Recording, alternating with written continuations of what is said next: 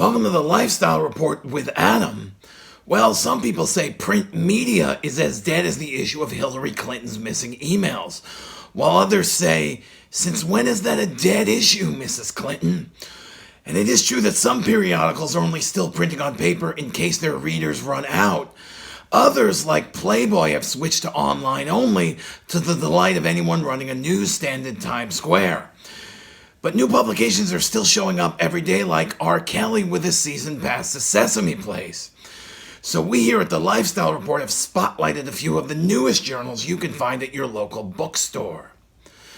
First up, celebrity-driven magazines are always a risk. For everyone that's a huge success, there's one that crashes and burns, and even some that get halted as they're going to press.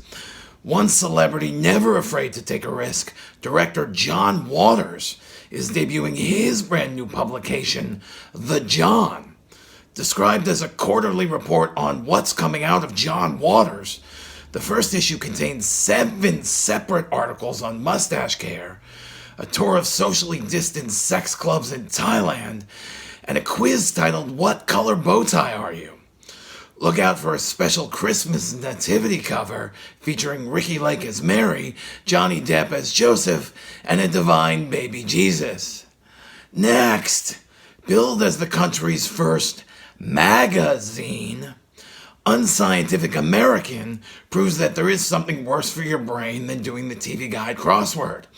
This month's cover story comparing the Earth to the coronavirus death rate is titled, 2 Things They Don't Want You to Know Are Flat, and followed by an investigative piece declaring COVID is a Hollywood production and the main reason for the delayed release of the vaccine is that they keep rewriting the narrative.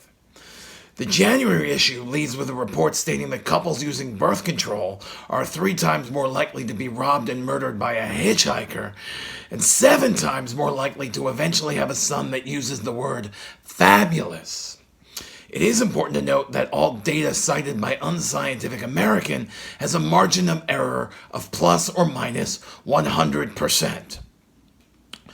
For years, fashion magazines have relied on inserts to attract customers, because nothing compliments a $12,000 dress like eyeshadow scraped off cardboard. But as readers have grown, so has their need for more free stuff. So this November, look out for Sample, the All Inserts magazine.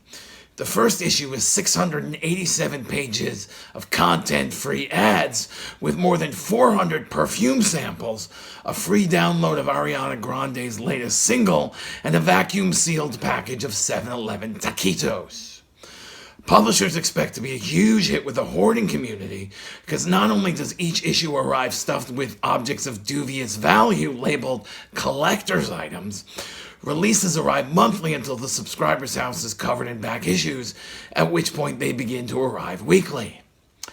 And finally, Americans are known all over the world as highly skilled and indeed instrumental in the proliferation of the art of rudeness.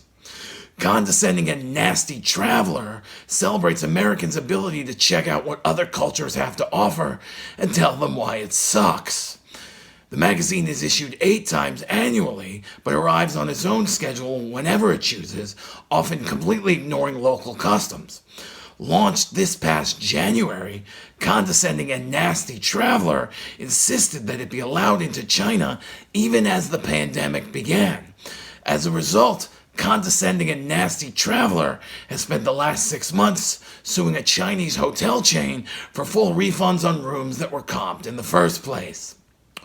Well, that's all for us here at the Lifestyle Report with Adam. Tune in next week for a closer look at what's been styling your life.